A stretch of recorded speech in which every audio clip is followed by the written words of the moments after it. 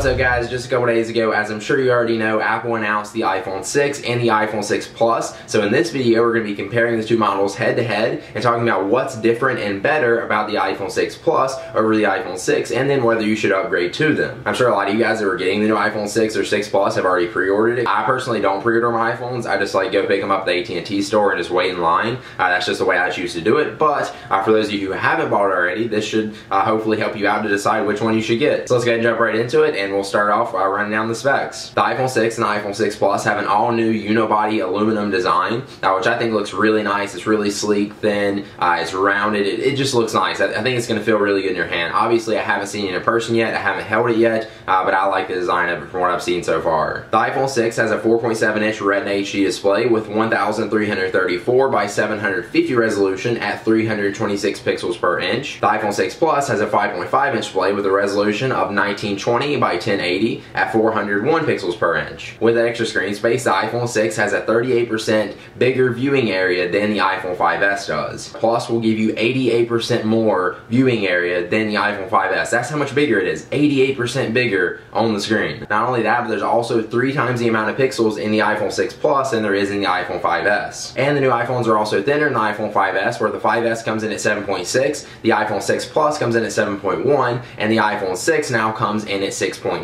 That'll feel so thin in your hand, that's crazy. 6.9 millimeters, even 7.1, that's super thin. The iPhone 5S is thin, what am I talking about? Along with the bigger size, the iPhones are also heavier. The iPhone 5S is 3.95 ounces, the iPhone 6 is 4.55 ounces, and the iPhone 6 Plus is all the way up to 6 ounces. From the 5S to the 6, that's going to be 2 ounces difference, but you're really not going to notice that. 2 ounces isn't that much of a big deal. 6 ounces is still pretty light for a phone, and again, you're getting a bigger screen, it's a bigger device, and it's going to be thinner. It's going to feel nice in your hand. Don't worry about it being a little bit heavier. That's not a big deal. Now I can sit here in front of the camera and just tell you guys numbers and sizes and stuff like that, but you're not going to really understand how it feels and looks in your hand. But I've got a fix for that. Apple Insider actually made a little guide. That's like a printable guide you can print out, and it has a picture of an iPhone 5S, an iPhone 6, and an iPhone 6 Plus, and if you do it right, they are actual size. So you can actually go and cut those out, and you can see how the iPhone 6 is going to look in your hand, or at least how big it's going to be, and as well as the Plus. So you can print them out, cut them out, and just compare them up to each other, put your iPhone 5S over it, put the little iPhone 5S cut out over, whatever you're going to do, and just see how big the iPhone 6 and the 6 Plus is going to be, and kind of help that make your decision. I think most people will go for the iPhone 6, the 4.7-inch version, rather than the 5.5, just because it's a little bit too big for most people, the majority. And I was kind of on the side of the iPhone 6, the 4.7-inch version too, but the more I think about the 5.5-inch as like a smaller version of the iPad mini,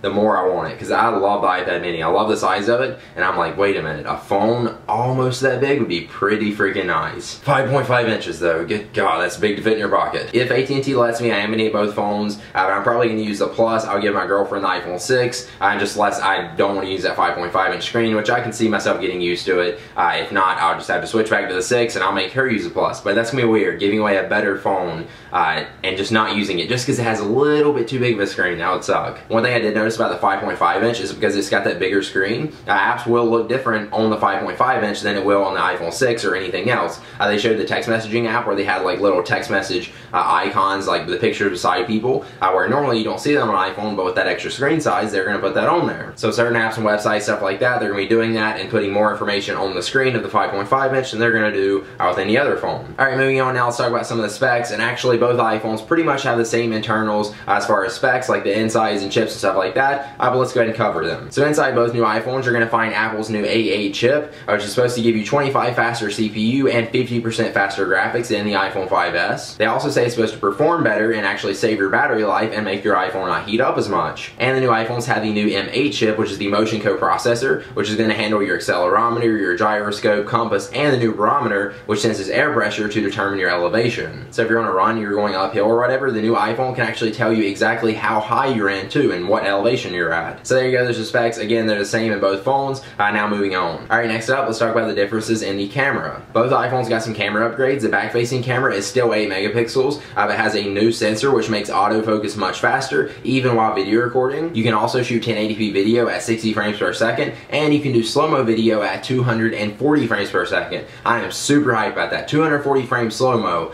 That is going to be, oh my god, I'm going to use that so much. So many skate clips are going to be filmed with the iPhone 6 and the 6 Plus at slow-mo. The front-facing Facetime camera also got an update in both phones. It's got an all-new sensor now, so it's going to handle light 80% better, so your light and your pictures are going to look better. Plus, they have a new burst selfie mode. Yes, you can turn the front-facing camera on, hold in the button, and take multiple selfies in a row instantly, really quickly. That shouldn't be a thing. Now, there is one thing that's better in the iPhone 6 Plus camera than the iPhone 6 camera. On the back-facing camera, it has optical image stabilization, which means that the lens is actually going to move around when you move the phone. It uses the accelerometer and gyroscope to determine this.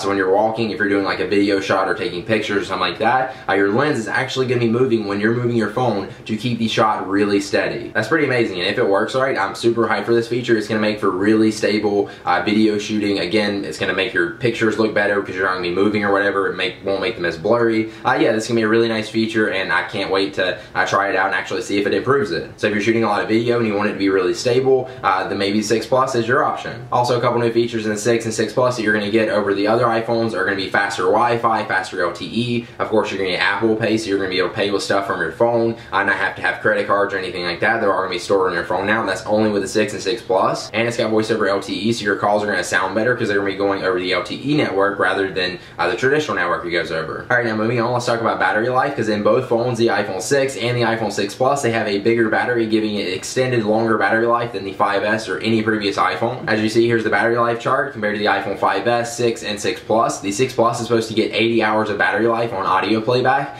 which is actually double 40 hours on the iPhone 5S. That's pretty crazy. Now, everything else, if you look below that, it's not much more. It gives you an hour, maybe a couple hours more on each little thing, but it's still more battery life. I'm not complaining at all. So obviously, as you see here, if you want more battery life, you're going to go for the 6 Plus, but you're still going to be content probably with the 6. If you use another iPhone, it's still going to be better battery life, supposedly, than any other iPhone previously. And finally, let's talk about pricing. The iPhone 6, you can get a 16 gigabyte now for $200, which is the same price as the iPhone 5S when that came out, so that's pretty good. Now, they actually dropped the 32. You can actually now get a 64 gig for only $100 more at $300 of the iPhone 6, and then moving up even $100 more for $400, and you will get a 128 gigabyte iPhone 6. Now, the iPhone 6 Plus has the same sizes, 16, 64, and 128, and you just add $100 to the price, so it's $300, $400, and $500 for the different models of the iPhone 6 Plus. So basically, if you're going to get the iPhone 6 for $100 more, you can get the 6 Plus, and you're going to get a better camera, a bigger screen, and better battery life. That's pretty much it. Both phones come out on September 19th, the iPhone 6 and the 6 Plus, so you can get them then, or you can pre-order them now, like I said before. If the pre-orders aren't already sold out, then maybe, I don't know, I haven't looked into it, but you can go get it on the 19th, so there you go. Alright, so if the rest of the video didn't help you out, now to answer your question,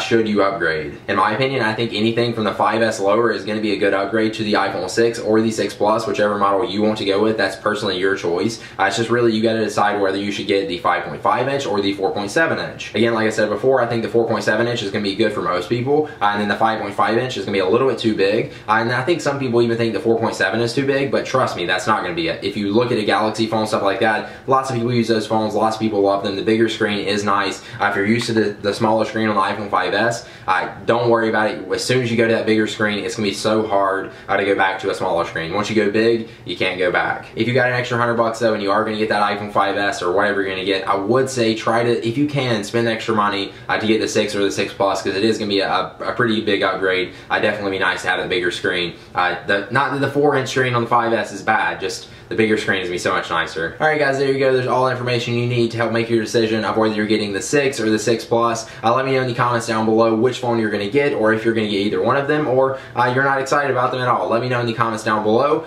Subscribe to my YouTube channel right there for more tech videos like this, and when the iPhone 6 and the 6 Plus come out, I'm of course going to be doing videos on it, so stay tuned for that. And if you click right there and subscribe, I will see you guys in the next one. Peace.